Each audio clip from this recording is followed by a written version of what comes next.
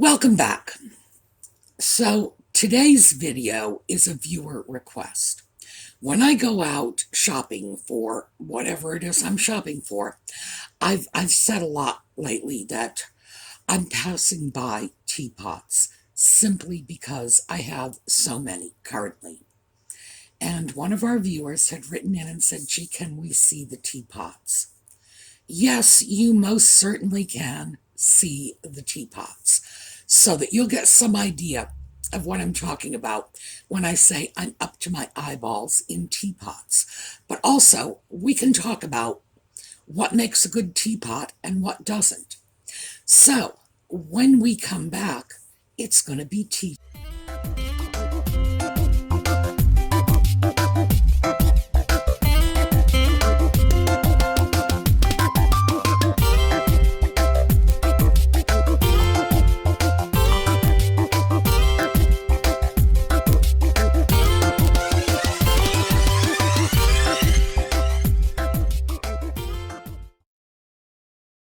I thought we would start with this. This is a brown Betty. That's what they're called. And obviously, they're brown. I have no idea where the Betty comes from. Very simple, classic lines. There's no embellishment on this teapot. So what you see is what you get. That means that the shape has to be really appealing. The glaze work has to be flawless, because if there are any errors in this, nicks, chips, any imperfections in this beautiful round bowl, you're going to see it right away because there's nothing to distract the eye from it. Now, let me take the lid off. Right here, this is the actual clay. Same thing on the bottom, and I think you can probably see a little more easily on the bottom. A brown Betty is made from red clay as opposed to white clay. I have some others that are white clay, and I'll show you so you can see the difference. Red clay, very easy to spot. And tea connoisseurs swear that these pots make the best tea, and they just get better and better over time. Now, we're going to take a second because I'm just holding this up. I'm going to show you a still photo so that you can actually see it without my fingers in the way.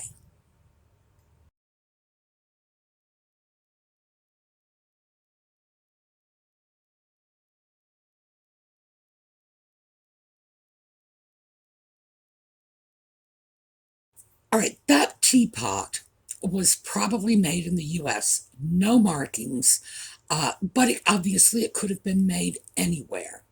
I'm saying US because it's here and there are no markings.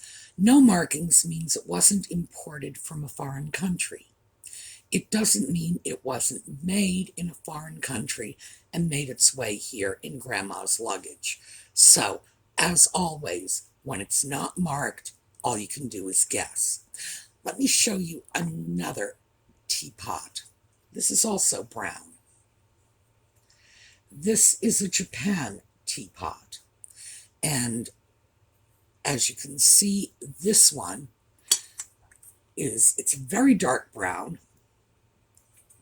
Also red clay. I don't know how well you can see that, but it is red. Maybe you can see it a little better on this underside. Red clay, decorated. And it's very nicely decorated. Gilding and little flowers, subtle. It's a small pot. I would say there's maybe enough for 2 cups of tea in this. One if you use a big mug. With a piece like this, a lot of the beauty of the piece is in the decoration, but also it's the shape of the piece. So when I hold it like this, you can see that we have a little octagonal teapot. Very interesting very pretty. Will it work like a brown Betty? Red clay, I'm thinking it will. But again, sweet little piece.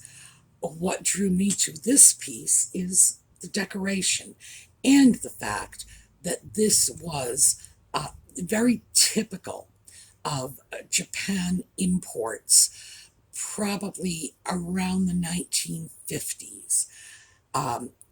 It may have been part of a set, it may have been sold separately. These pieces, there was no rhyme or reason in how they hit the market. So, yes, it could have been a lone piece. In all likelihood, somebody would have paid anywhere from, 15 to 50 cents for this piece when it was new. Amazing, huh? All right, let's take a look at a photograph of that so you can see it without my fingers.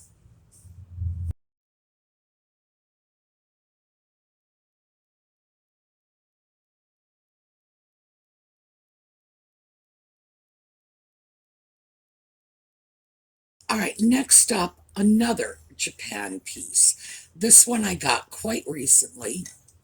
It's a Majolica style. The teapot itself is designed with a basket weave and these embossed flowers,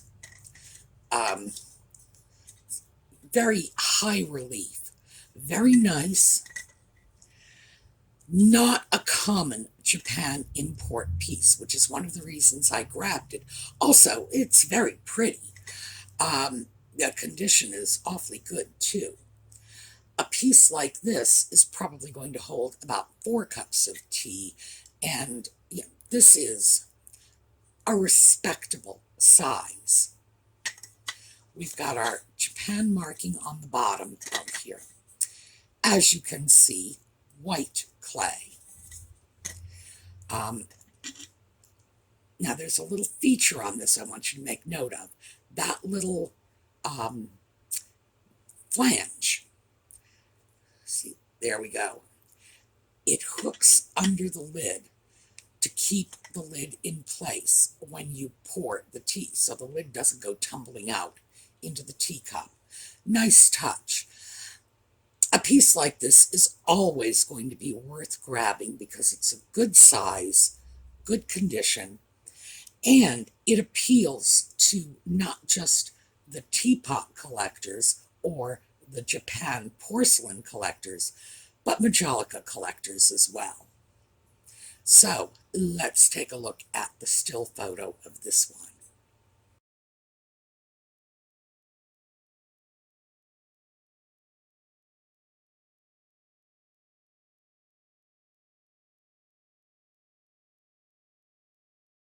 This little guy is brand new. I got this 2 days ago, and it's a nice, simple brown teapot, Japan, white clay. So as you can see, there's quite, here, let me grab this, there's quite a difference visually between the red clay and the white clay. It's not hard to spot. This, I would say, is service for one. Oh, also it's got that little flange on the lid.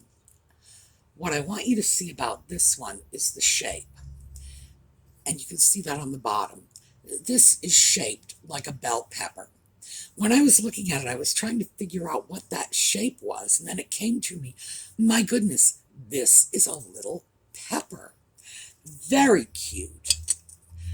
This, again, the shape is nice, but like the Brown Betty, with no decoration, you rely on a very good glazing job and a very well-made piece to sort of show off the piece. There's nothing to take your eye away if this was poorly constructed. So it's a nice piece, nice shape, small. It's personal tea service. A piece like this would probably not have been a set. The piece probably would have just been a little lone item. And I don't know if they would have sold it as a pepper-shaped teapot. If it were me, I would. So let's take a quick look at the still picture so you can get a better look at it.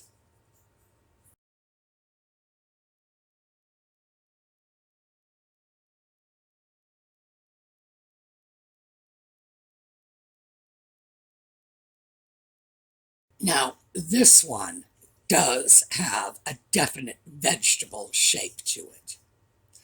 This is a tomato teapot.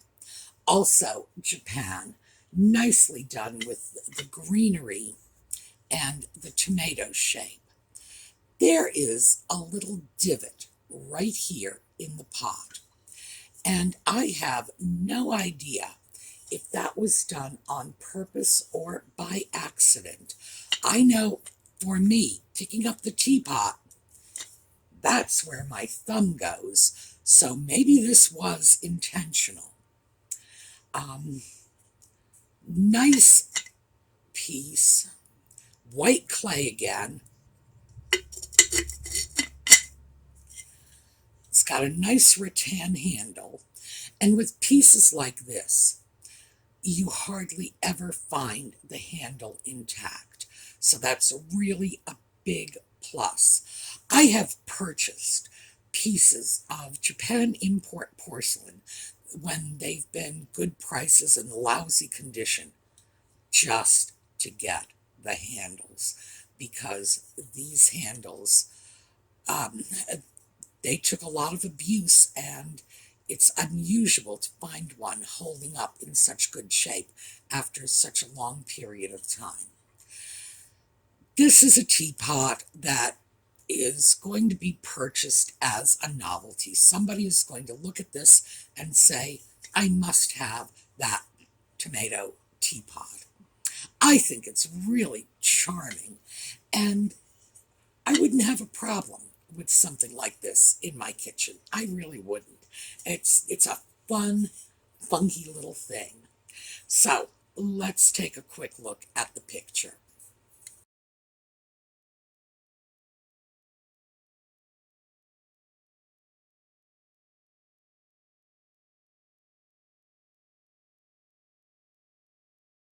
So now we have another red teapot. This teapot is not marked. I'm assuming it's US made. It's enamelware, and it needs to be cleaned out. I actually just got this a couple of days ago, so I haven't had a chance to clean it out yet. As you can see, probably about 2 cups of tea in here. This is a cute little piece. Enamelware is highly collectible. I love the fact that it has a hinged lid, and the enamelware is in such good condition. And that's what sold me on this piece. But again, I think this is simply going to go to somebody who's going to say, gee, red is the accent color in my kitchen, and I must have that. But enamelware collectors, teapot collectors, somebody's going to be happy to have this. All right, let's take a look at the photo.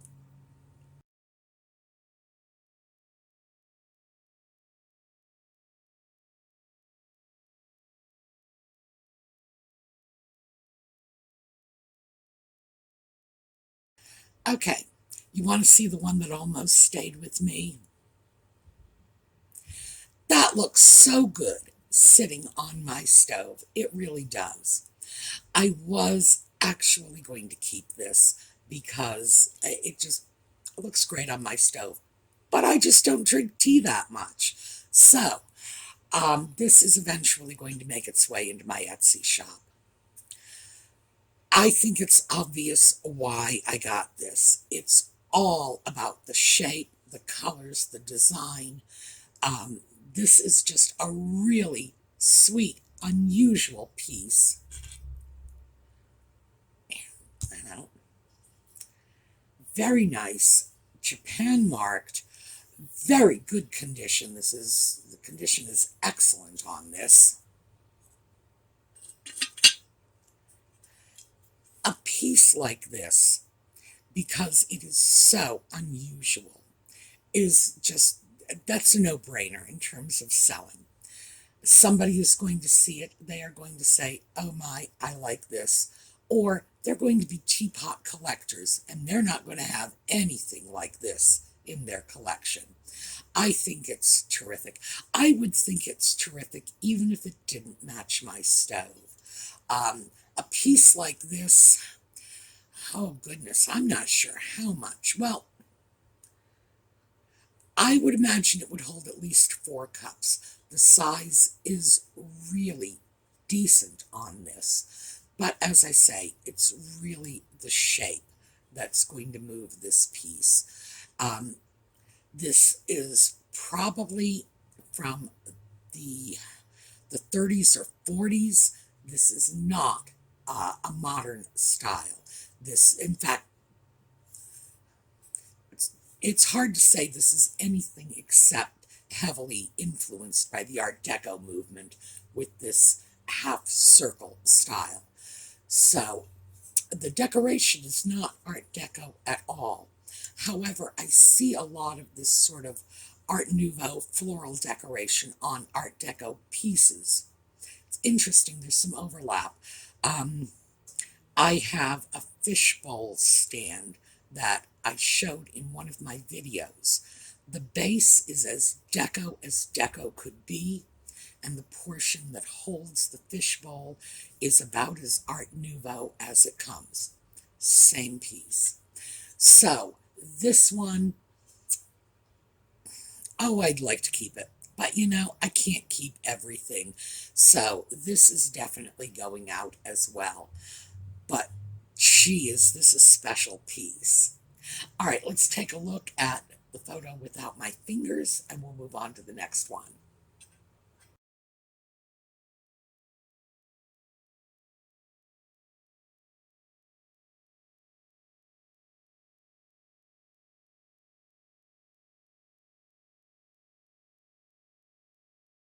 This is a classic blue lusterware teapot. White interior, made in Japan, and it's part of a set. So this piece is going to be sold with cups and saucers and creamer and sugar and, you know, it's part of a larger set. But I did want you to see it because, like the Brown Betty, in a piece like this, with no decoration, all you've got is the quality of the glaze and the quality of the ceramist's work, the porcelain maker, in terms of the shape of the piece. If there are problems, you're going to spot them right away. This, as I say, is part of a set.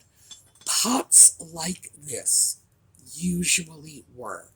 At the very least, they would come with the cream and sugar, whereas some of the smaller pots might have been sold separately, almost as figurines rather than real working kitchenware. But this is a nice piece. I see pots of this style all the time in lusterware, different colors, designs on them, whatever. I always really like seeing the plain ones, and I always really like buying them, because when you get a very plain set, if someone has a larger lusterware set, this is going to go with it. It's almost impossible to find lusterware without this blue on it, so it'll work well for a mix and match set. But I did want to show you this even though it's part of a larger set. So let's take a look at the photo.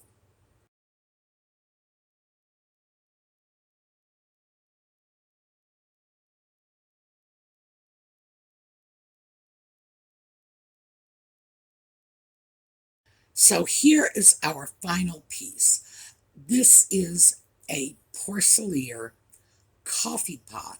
I thought it was a teapot. I see this listed all the time as a teapot. So that's why I added it to this, because frankly, this is more of a teapot shape than a coffee pot shape because of, the round body and the spout. Coffee pot spouts come from lower down at the bottom like this one. So one of our viewers actually identified this for me when I saw it at Bedford Antiques. Did not buy it because I was teapotted up to here, and told me what it was. And of course, everybody said, go back and get that. Well, here it is. This is a wonderful piece. I thought we had a nick in the bottom here, right under the lid, but it's not. It's a flaw in the porcelain because it's all glazed over. Nice condition. There's porcelain. As you can see, this one hasn't been cleaned up for sale yet. I don't let pieces go out looking like that. Apparently, they had liners, and this is what our viewer had told me, that there was like a metal liner that went in here. The piece itself is substantial. I would say we are easily looking at 2 to 3 pounds on this. So it's going to be expensive to ship, but it's wonderful. This so reminds me of Miami in the 1950s. And by the way, that's where I was in the 1950s. And I would have to say, if you were going to be anywhere in the 1950s, it should be Miami.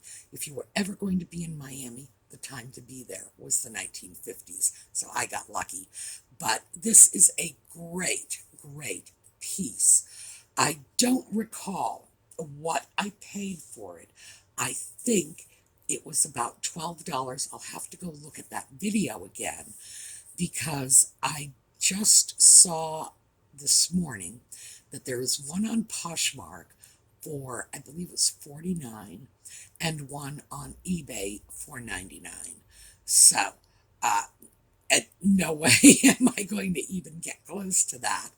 But this is a nice piece. And when everybody suggested that I go back for it, I think they were right. So those are the teapots that I have right now.